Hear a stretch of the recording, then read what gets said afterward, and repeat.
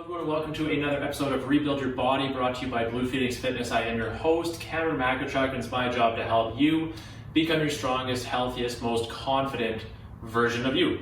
And today I've got a really good episode for you guys. We're talking about an exercise, a movement, where what I have found over the last 13 years, either people get this movement like right away, or they tend to struggle with it, and it takes a lot of coaching and practice, and a lot of practice over a long period of time for them to really get this motion drilled in.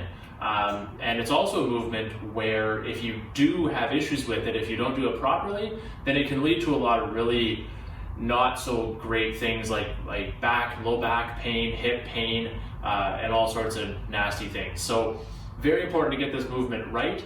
But once you do get this exercise nailed and you do perfect the form and the movement pattern of it, then it opens up a whole bunch of different exercises for you, and you can really go to work on strengthening the muscles down your back, down your spine, into your hips and your glutes and your hamstrings, and it opens up a whole world of new exercises for you to use. So what am I talking about? I'm talking about the hip hinge. The hip hinge is one of the most foundational movement patterns that our body moves in. So we have pushes, we have pulls, we've got squats, lunge movement patterns, and we have a hip hinge. So a hip hinge is the movement pattern you're going to find primarily in exercises like a deadlift, single leg deadlift, Romanian deadlift, even a little bit in the squat. Now a squat tends to be a little more knee dominant, where you're squatting down, whereas a hip hinge is a hip dominant bending type movement. Basically from the side it's going to look like this. It's the movement where you're sitting back, you're bending at the hips, a little bit of a knee bend, but most of that movement is in the hips, right? So it's a primarily hip dominant movement. So like I said, things like deadlifts where you're coming down and picking something up off the ground, if it's a bar, bag of groceries, whatever it is, but where you're bending down and you're pulling, right? You're bending down and you're pulling up, okay? So lots of hip movement, lots of low back, lots of down the spine, into the upper back, okay? But that's basically what the hip hinge looks like. Now compared to something like a squat, where a squat, you're gonna be a little more chest up, you're gonna be a little more knee dominant as you come down, right? A little more knee dominant as you come down, and your chest is up compared to that bending hip hinge movement. And this is something, like I said, a lot of people either get this like right away and it just comes natural to them, or it takes a lot of practice and a lot of coaching to get it right. The first place that people tend to go wrong with this is they get a little too much in their low back. Okay, so they come down and they go to pick something up, say dumbbells or groceries or whatever, and they tend to come down and immediately they have that really, really severe rounding through the low back, right?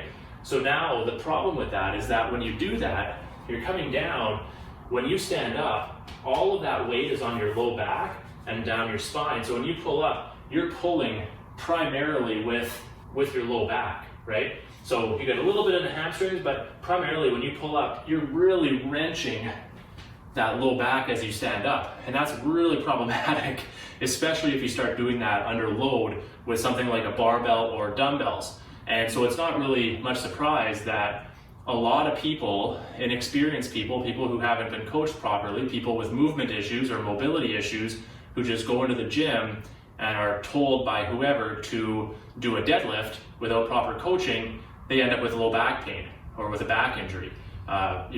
No surprise, because that's how typically people are doing. They're going to come down, they're going to bend over, they're going to pick something up, and they're going to wrench that low back, and all of a sudden you do that either once with a heavy weight or multiple times over the course of a month or a year. Eventually that's going to cause some pretty severe low back pain.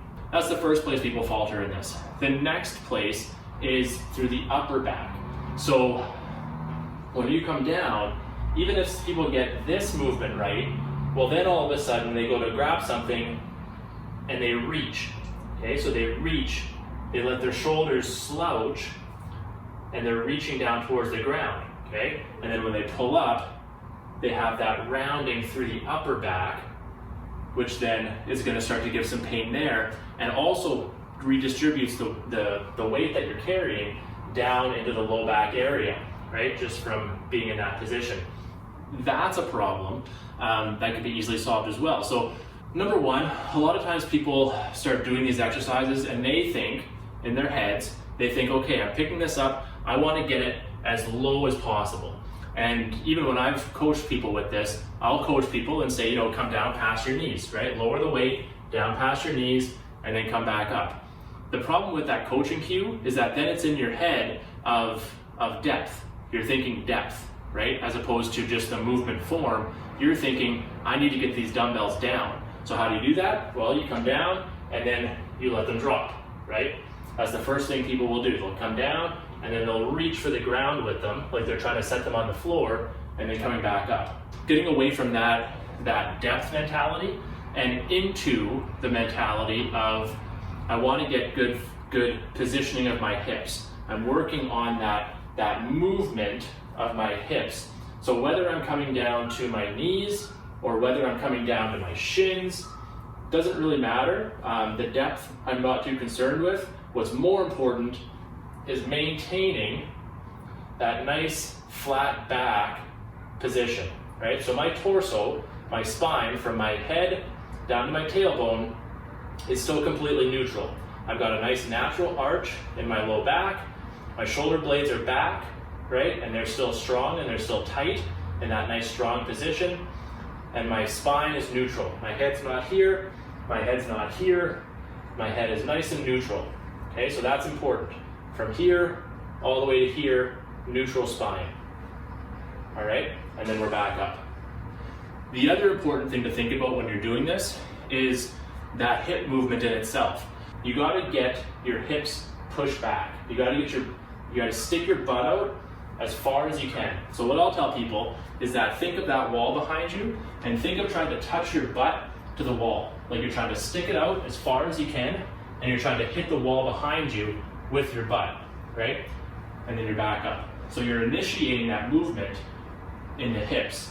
From here, stick it out, bang, okay?